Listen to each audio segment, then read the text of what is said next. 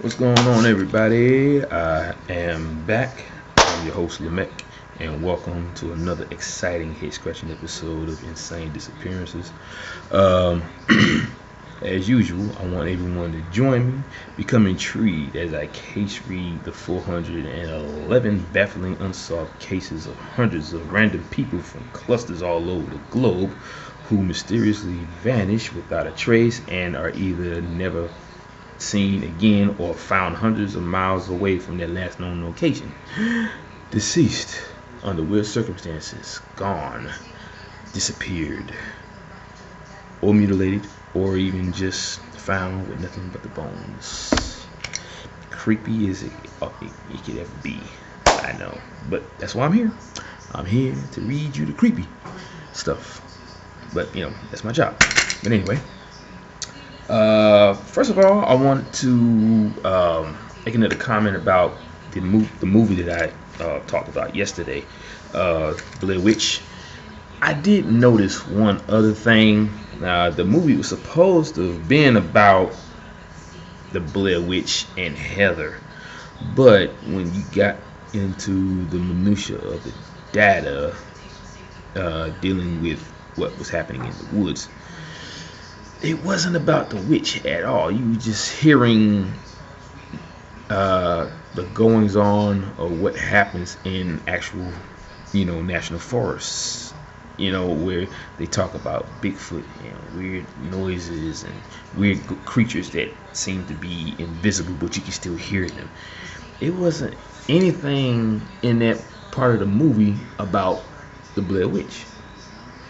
And there's a couple pieces about Heather. I mean, the idea was trying to find Heather, but they focus more on what you have heard about what's going on in national forests. With Bigfoot, strange creatures that make weird noises, and invisible like entities that make weird noises. Like I said, they focus more on what you would hear coming from the books written by David Paulides. But like I said, it was still a good movie though. I mean, I enjoyed it, and it was so much that creepy stuff going on in the woods that I kind of got away from the idea that the movie was about the Blair Witch and Heather Donahue. But all in all, it was still a good movie. So I really do hope you guys check it out, and I hope you guys like it as much as I did. Like I said, it was really creepy, and if you think about all the stuff that you've heard about in these books, you'll see that in the movie, because I've noticed that about a lot of movies where they pull folkloric tales from actual stories that you may have heard from the Aborigines or anywhere from across the globe, and they put them in their movies. I've seen that a lot, but and they did that with this movie too. So, but anyway, guess what, guys? It's double whammy Fridays. That means you get two stories, okay? Two crazy stories. Now, the first story is going to be about Paul Steverman. And he went missing on 11/19/1995 at 1 a.m. in New England College, Henniker, New Hampshire. He was 20 years old when he disappeared. Paul Steverman was a hockey player, something I know a bit about as a longtime hockey supporter and a certified level 5 USA hockey coach who has worked with men and women, and who had a son play for years of Division I hockey. I can attest that I know these men.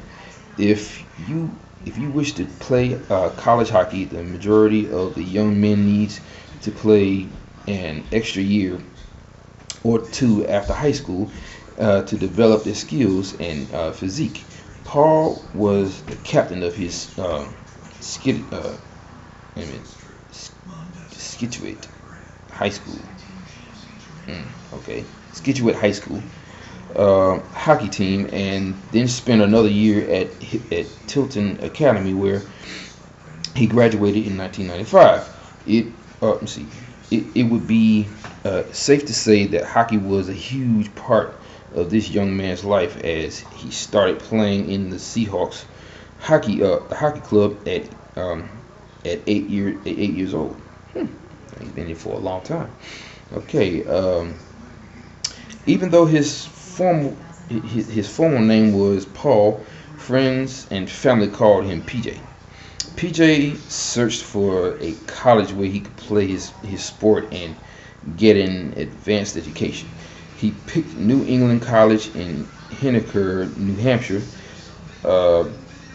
He wasn't given the position of the team, but he competed and made the team.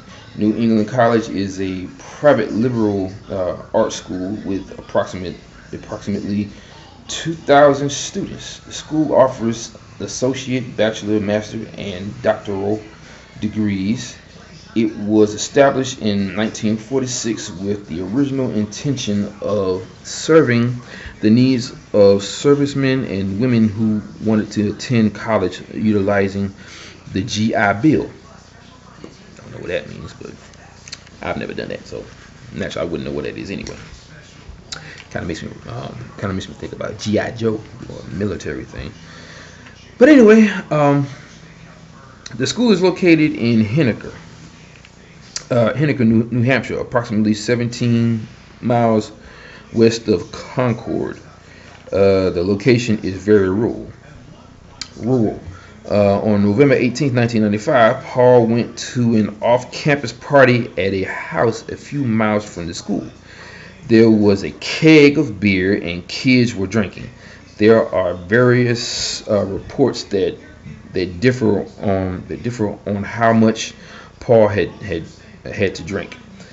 A December 2nd, 2005 article in the Tuscaloosa News stated this: after spilling beer on another student with whom he exchanged words, Steverman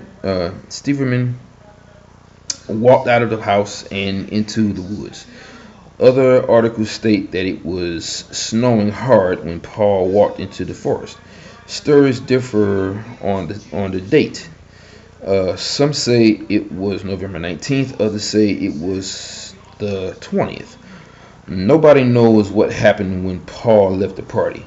He didn't arrive back to his room, and he was reported missing on Monday. The campus security police and the local municipal police started a search that lasted for 5 days.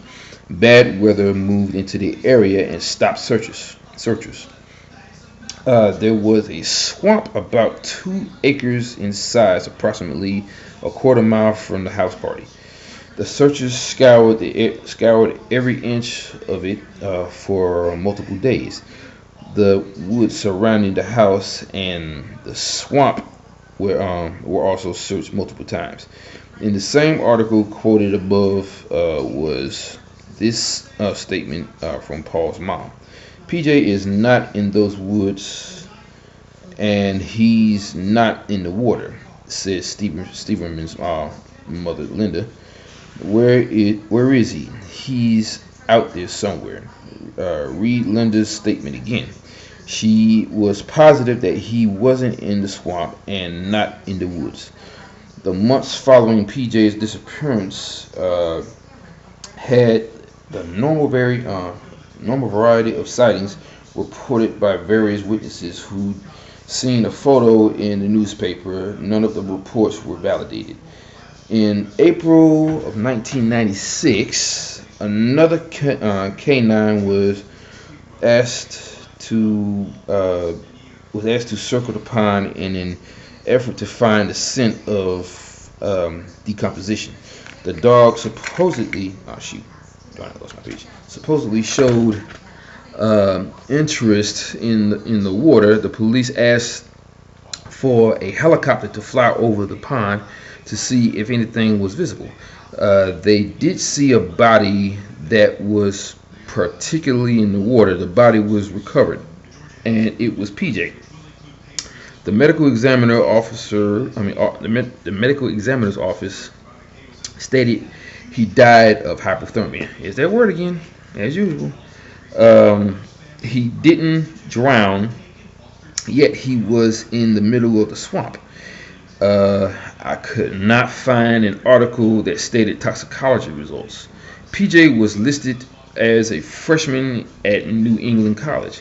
He was a varsity athlete in phenomenal shape. Nobody stated that he was staggering away from the party. Some people did state that he was drunk. In many of these stories I have researched, I have a very difficult time believing that each and every student I've chronicled was directly into the water and immediately dies.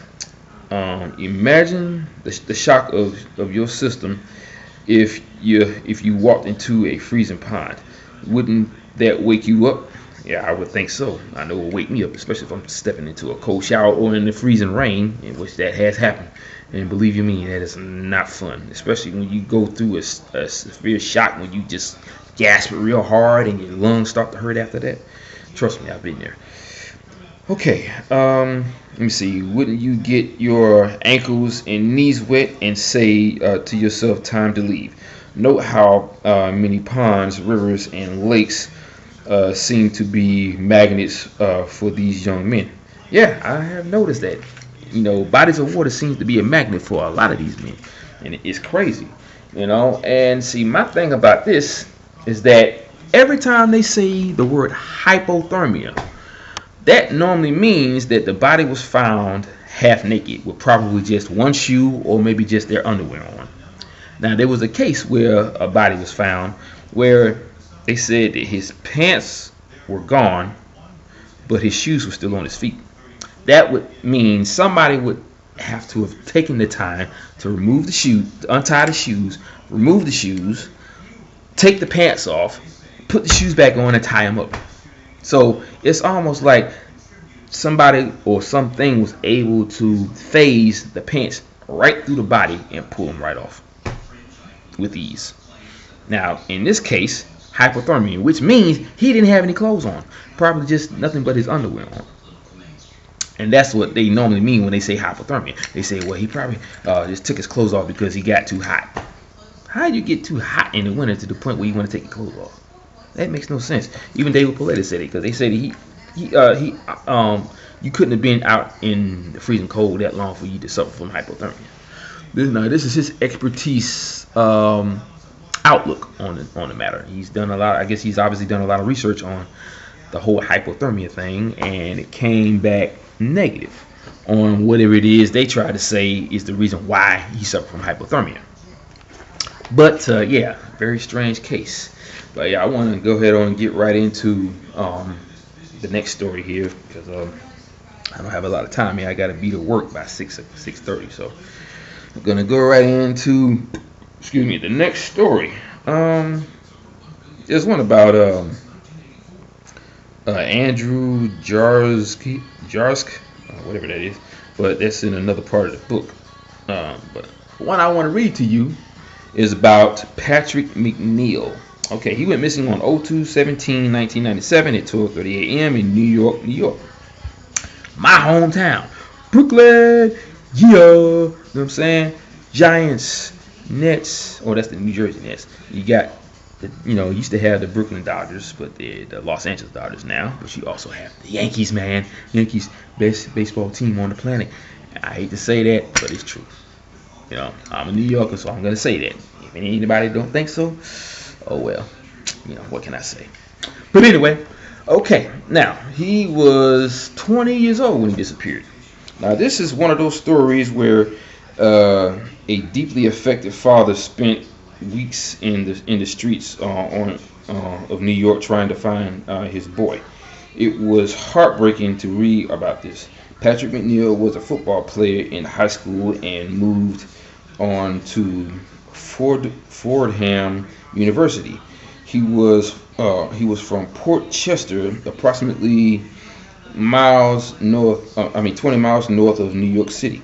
The city is famous for the manufacturing of Lifesavers candies. Yeah, very famous for that. I love those bad boys. I used to chomp on them things all the time, man. Just the fact that you get a new flavor out of every single candy, especially the cherries, that's my favorite. I love it. But anyway, He was the middle of 3 children born to Pat and Jackie McNeil. Patrick lived on the Fordham campus at Rose Hill, New York. He was a junior studying accounting. There you go. He's good with numbers. Okay. His dream was to become an FBI agent. Oh shoot. There you go. FBI baby. X-Files. He didn't make it though. That's too bad. Okay. I don't mean that as a joke. Honestly. Trust me. Okay. He did many jobs in and around the campus with the end goal of being an agent. As a matter of fact, I think this is one of the stories that David Paulides talked about on Coast to Coast AM, because I remember him saying how a young man that disappeared wanted to be an FBI agent, which was kind of ironic because the FBI always seems to show up at these cases for no apparent reason, especially if there's no crime involved and it doesn't involve little children. You know, if there's no crime to be involved here, why would you even be there? Because they don't do that. But yet, at the same time, they always say, we're monitoring the case. Okay. Yeah, anyway. Okay. Let me see. Where was I? New York City. FBI agent. Oh, here we go. One of his volunteer jobs was driving an ambulance. Yep, this is definitely him. This is the one he talked about on Coast to Coast AM, because I remember the ambulance part. For the Fordham Ambulance Corporation. His most recent accomplishment was working as an intern for the New York City Department of Investigations. Okay, there you go. Okay, he was also taking excuse me. He was also taking classes to be an emergency medical technician. And drove a bus between campus for students. Man, this guy was doing some of everything. Wow. It's what you would call a Renaissance student. I like that. Very commendable. All right. On February 16th, 1997, Patrick went to the Dagger Dog Bar at 1768 2nd Avenue in Manhattan. The location later changed names, and then the building was supposedly condemned. How is it that this always seems to happen after someone disappears? The same thing happened with Henry McCabe, my favorite story to talk about, which is very familiar to what's been happening in that movie, The Blair Witch. Blair Witch. If you look at what's the scenarios in the woods and how you hear them guttural, like growling noises, and people, you know, in distress and moaning and in pain and all kinds of stuff. Think about it. I think that might have been where they got all that from for that movie. But anyway, okay. Where was I? I was talking about Patrick condemned. Oh yeah, okay. Patrick had friends at the location who were working and drinking. He supposedly used a phony ID to get inside and drink screwdrivers. Wow. Okay. Late in the evening, friends stated that he was lying over the bar and appeared intoxicated. At approximately 12:15 a.m. on February 17th, a friend of Patrick's, Aaron Schmidt, asked if he'd wait for her. Oh, it was a female. Okay. If he'd wait for her while she went to the bathroom. He stated he would. She returned a short time later, and he was gone. Police later stated that okay, hold on. I'm gonna stop right here. Now, see, this is what I talked about previously, about how you can be in a bar with someone. They know you're there. They stand right next to you talking to you. They go to the bathroom. All of a sudden, you vanish without a trace in the bar where there's like hundreds of people in there surrounding you. So how is it that the person next to you, who wasn't the person you were talking to, didn't see you when you just vanished out of the club? I don't know if they interviewed the people in the club to state, have you seen this guy? I said, no, I didn't see him. So it's almost like right after she said, wait for me, I'll be right back, whatever took him cloaked him so that no one else around him would see him. And then that's when they took him. I'm just saying, that's what it sounds like to me. It don't sound like he just walked out of the club, because if that was the case, somebody would have said he walked out of the club. And it said on the CCTV cameras, he was They saw him, I think, on the balcony, the top portion of the club, talking to someone, and he was down on the floor. They saw him down there, but they never saw him actually leave the clubs, even when he was out of range. Because even outside, they didn't see him. So I don't know how that happened. It's like he just, poof, vanished right out of the club, in front of everybody. But anyway, okay. Okay, let me make sure I don't lose my place here. Okay, here we go. Okay, police later stated that someone outside the bar saw him staggering and fall and then disappear. Huh? Wait a minute. Staggering, fall, and then disappear. So it's, from what this is saying, the person literally saw him staggering, fall, and then he just vanished right there in front of their face. That's what it sounds like to me. Because if that's the case, that's the first time anyone's ever even caught someone vanishing, in plain sight like that. Normally they do that when they're not around people, but I guess they figured it wouldn't make a difference if they did or not, because they still never figure out what or who did it. I'm just saying, that's what it sounds like, because all those other times when you see stuff like this happen, or you hear about it in these books, they make very sure that they do not leave any evidence behind whatsoever. I'm talking fingerprints, any kind of DNA like saliva, footprints, anything. They don't leave nothing behind.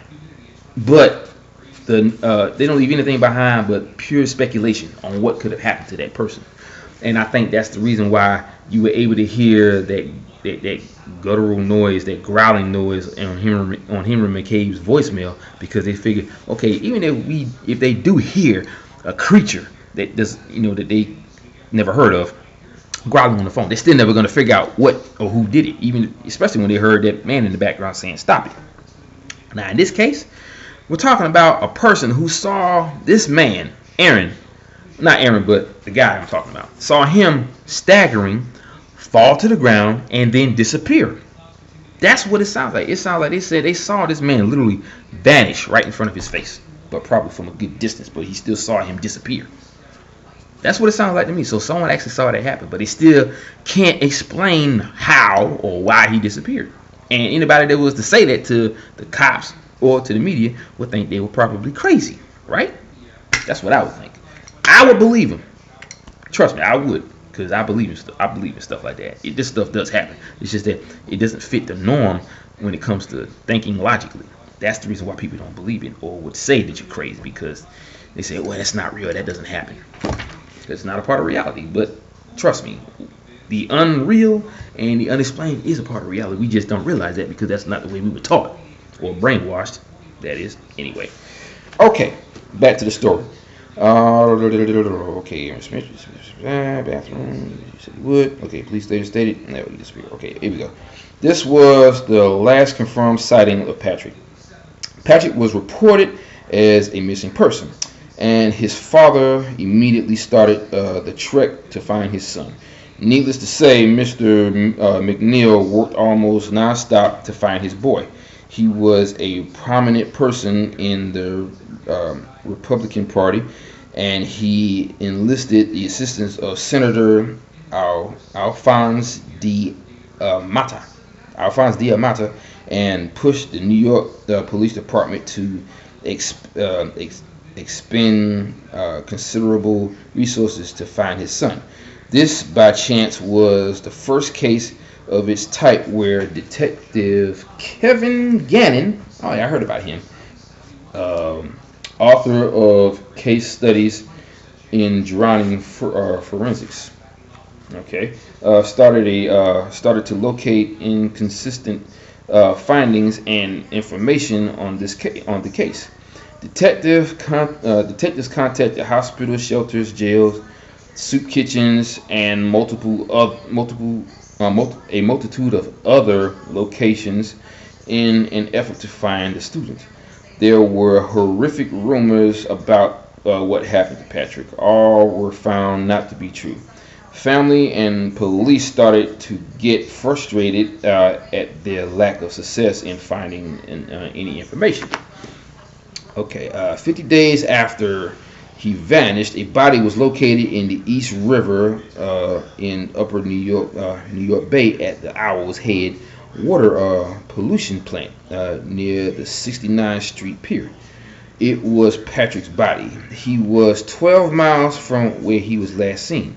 Patrick was found wearing white socks, boxers, and button-fly jeans. Nothing else. He was found floating face up. Well, that's the first. Most of the time they found face down. That's, and I think he said it all depends on the weight of the body and the buoyancy of the water. And the weight of the body makes you float straight up instead of face down. Not straight up, but face up, or instead of face down. I mean, that's what he said, but let me see. I keep losing my place here. Okay, yeah, he was found floating face up, very unusual for males, as they are usually found face down. See, that's what I'm talking about. Okay, investigators at the scene stated that there were no signs of violence on the body.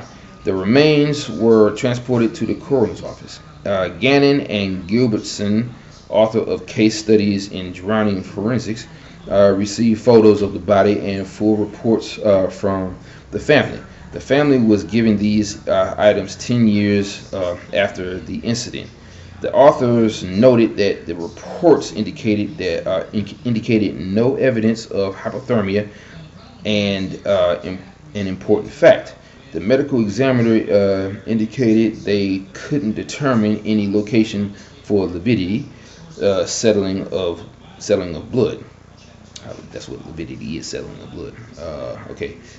They did find flies in the groin area. Now, this is another thing that he mentioned in one of the cases that he read about, and I think this is probably the case he was talking about. How he said that flies do not form around the groin unless you're. I think he said if you're on land. I think he said if you're on land.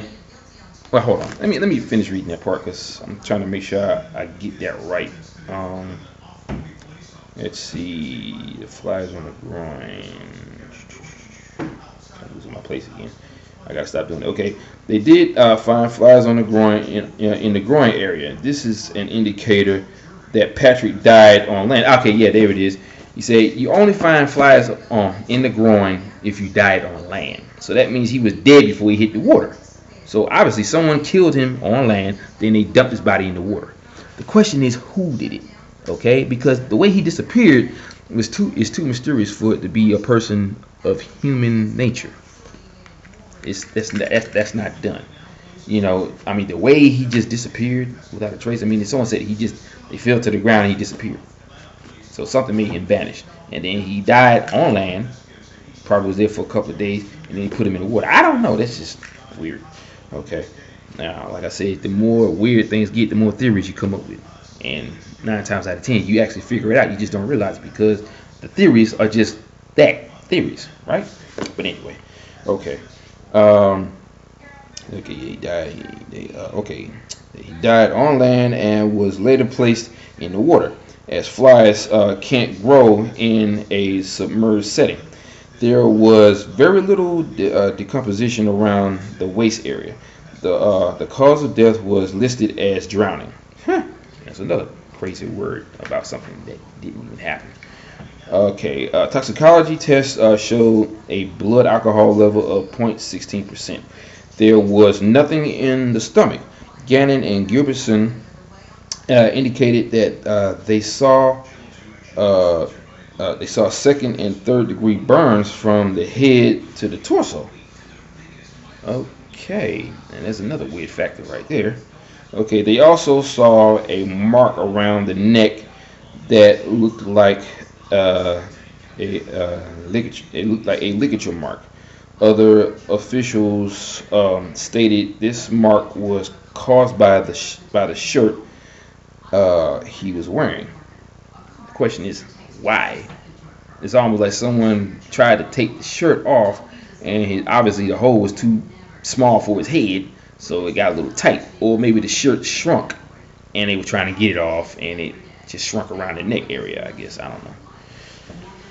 Okay. Other officials stated that the mark was caused by the shirt he was wearing. Okay, yeah.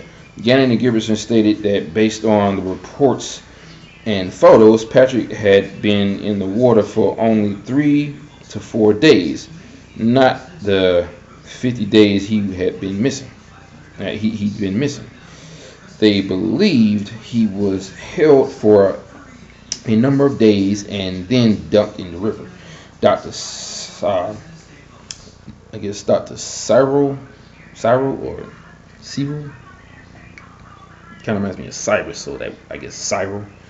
Cyril Wetched, was shown the evidence, and he believed that Patrick had been bound, burned, and killed. Question is by what? There's no indication that someone actually set him on fire. You just got burn marks on the body. I mean, I know you're gonna find no evidence of fire, but still, what could have burned him like that? I don't know. Okay, the last unusual aspect of the case was small blue fibers on Patrick's left arm and face. They also found fine yellow fibers on the left arm and midriff. I don't know what that means. Gannon and Gilbertson did not believe that Patrick's body could have floated to the location where he was found. They believe he was placed there. A February 22nd, 1997 New York Daily News article explained. The father insisted that his son is extremely conscientious. Okay, that his son is extremely conscientious, and he said it's not in his character to just drop out. And an accounting major with a 3.2 average, McNeil is an intern at the city department of investigation. Works for the volunteer student ambulance service and drives the Ram van, a campus commuter bus. Tom Georgi, a family friend, described him as someone who loves helping people and is a good all around kid. He's an all-American boy. Okay, end of the double whammy story. All right, yeah, this story is extremely strange, because the part that really got me was the person who said that they saw him staggering outside the club. He falls and then he disappears. Okay, now I don't know if he meant after he fell, the guy walks off, and then at that point he disappears because nobody knew what happened to him. But it also sounds like the spectator that saw him staggering and fall to the ground actually saw him vanish, disappear right before his very eyes. And then 52 to 57 days later, he's found in the river. Okay? How is it that you go 17 miles from where you were last seen and end up in the river? Okay, and plus the fact there was flies in his groin. Okay, that means he died on land, not in the water. So where was he? What took him? Why did they burn the top portion of his body all the way down to his torso? Strange questions, strange mysteries, strange evidence and answers to go along with all these cases. That's what all this stuff derives from. But in the aspect of trying to figure things out, the only thing I can do is speculate, come up with theories to the best of my abilities, because I am a big fan of the unknown and the unexplained. I can pretty much listen to a story and gather what could have happened to this person just by listening to what is being said. And the evidence is right there in the book. The man walks out of the club. Somebody sees him staggering, and he falls to the ground, just like most drunk people will do if they don't have anything to hold him up. Then they said he disappeared. Now I don't know. They said that he said that he just disappeared, or David Blaze said he just disappeared. But that's what it sounds like. Okay, let me find that part of the article, that part of the story again. Let's see.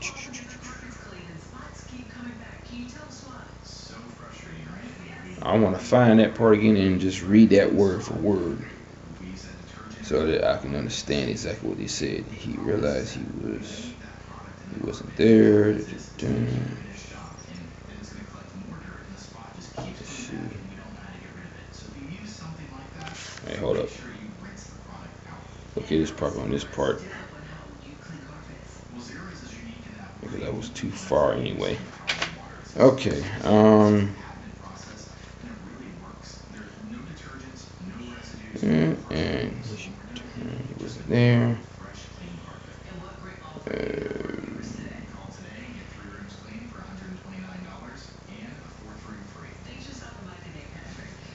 Okay.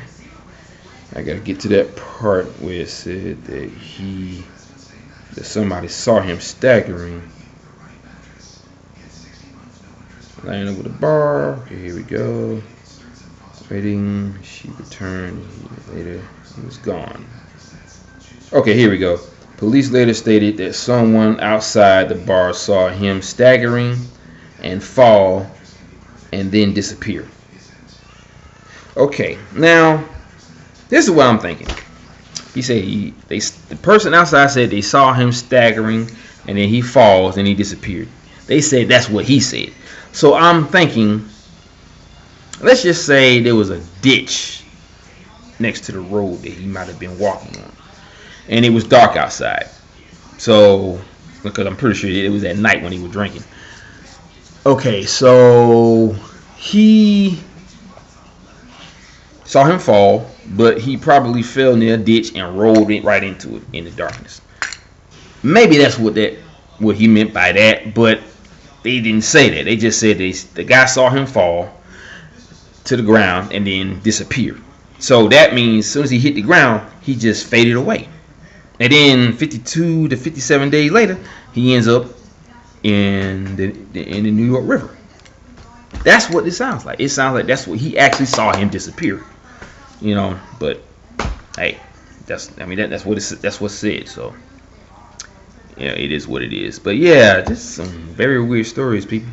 And with this one right here, it's got all the makings of a very weird story that makes no sense. But at the same time, you still got to look at the fact that he disappears and then he ends up 52 days later, 17 miles away from his last known location, dead, face up in the water with nothing but his pants, underwear, and shoes, I think they said. Because he wasn't wearing a shirt, though. I think they said what it was. They said when he was found. Okay, that should be right here.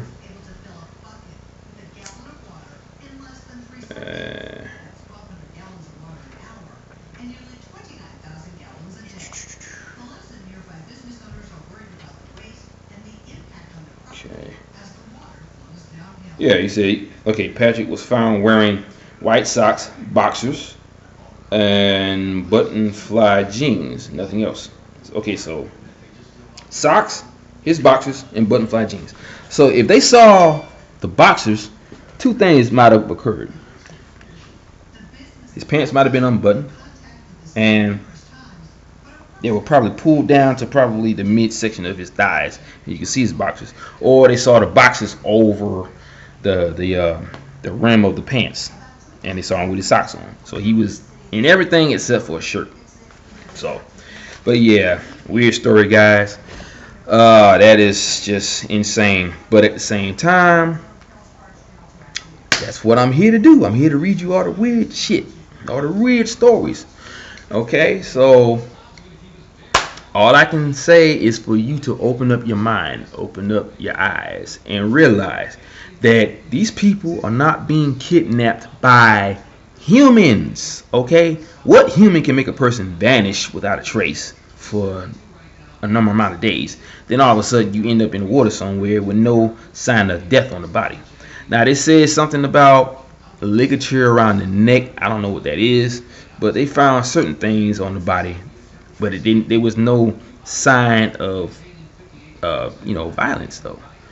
So, and they was talking about the burn marks too, from his head down to his midsection, his waist, which is another mystery right there. I mean, what could have burned him? I'm thinking that maybe he got taken up into a UFO and his body got exposed to some radiation, because I've heard of that a lot, how when a person gets too close to a UFO that is emitting radiation by traveling in space, throughout the cosmos and space, the UFO itself is being bombarded with all this radiation particles, and it's hitting hitting the UFO all over the place, and then when it enters the Earth's atmosphere, you can actually see that it has been bombarded with radiation particles because it glows, and that's what happens when radiation is hit with I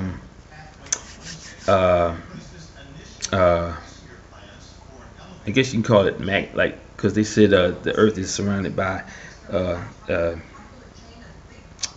field, like a magnetic field, and I think that's what it is. Once it travels through the magnetic field of the Earth's atmosphere, it actually reacts with it and it glows, which is the reason why you always see these balls of light in the sky.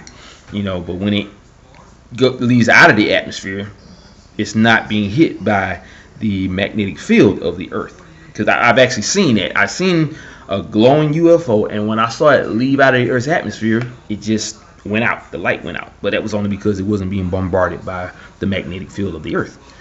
So I'm just saying. But I think that could be the reason why his body was burnt, because radiation can burn the body. Okay, I have heard that. But like I said, it's just an educated guess, and it's just my personal theory on what could have happened to that young man. But like I said, all I have is theories. They're very good theories, but just theories. So, and I would love for you guys to join me in the fight to theorize what you think could have happened to him. If you want to, like always, like and subscribe below. Hit me up with a comment of what you think happened to this young man or any other person that I have read about in my past videos. If you got any theories, hit me up. You can either email me or you can hit me up with a comment below this video and let me know what you think. Okay, if you guys got some very, very good theories, I would love to hear it. Even if they're not very good, but in the right ballpark, I still want to hear it. I'm here to join the fight. I'm here to hear what you guys got to say. I want to hear all of that. I want to hear what you got on your mind, to see how crazy your mind can get in that area, to see what you can come up with. Okay, and if you got any stories that you can tell me that's related to these, like maybe you got a disappearance in your area, hit me up with some of that, because don't stop doing it. I know people have done it in the past. And I want you to keep doing it. If you got any like Elizabeth Morgan, I haven't heard from her in a while, but Elizabeth, if you're out there, if you got any more stories for me, hit me up and I will definitely post them. And as far as the guy that told me about the young black man that was found dead, wrapped up in a mattress, a mat in the gymnasium, I'm still looking into that, because there's a lot of details towards that story, and there's a lot of video file footage on a person actually finding his dead body in the gymnasium. So I'm just trying to get all that stuff together and put it together in a video, so I didn't forget about you. I am going to get into that. I have actually looked it up. I just got to put it all on paper so I can have something to read. And also a co-worker of mine yesterday gave me a story. He told me a story about a good friend of his that disappeared in the same manner back in like early '82. But this was in his name was Carol Hradsky, and it's spelled Hradsky. He disappeared in a town called Bratislava. Bratislava.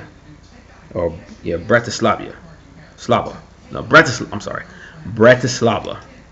I keep saying it the wrong way. Bratislava. There you go. Bratislava. And it was in the actual place. This was like a town in Kataj, Slovakia. Okay, but the name of the actual town is Bratislava. And like I said, his name was Carol, spelled with a K, Hradsky. Now he also told me that it would probably be very hard to find any information on his death, because back in those days they didn't have the internet in that country, apparently. So it would be kind of hard unless I go into the archival area, you know, the newspapers, and hopefully I might find the information. But I did send the information to David Pauletti, so maybe he can find something for me on the case and get back with me with that. But yeah, he's told me that he was found dead in the mountains, in the snow, with no clothes on. And their excuse was, just like all the other excuses, that he must have just took his clothes off because he got too hot. In the dead of winter, in the mountains where it snows almost every day? Seriously? You can't get too hot in that kind of weather, especially up in the mountains. But anyway, I've taken up a lot of time. I got to go. So aloha, mahalo, and hui ho. I hope this wasn't too long for you guys, but if it wasn't, I hope you enjoyed the video. Like I said, like and subscribe below. Hit me with them thumbs up, and keep them coming with the subscriptions. All right, everybody. I love you. I really do. Let's keep this going, everybody. I want to do this for a very long time. I want to keep it going. So keep coming at me with some more subscriptions, and tell your friends about me so they can watch what's going on with the stories in these books. All right, peace out. Gotta go. Bye.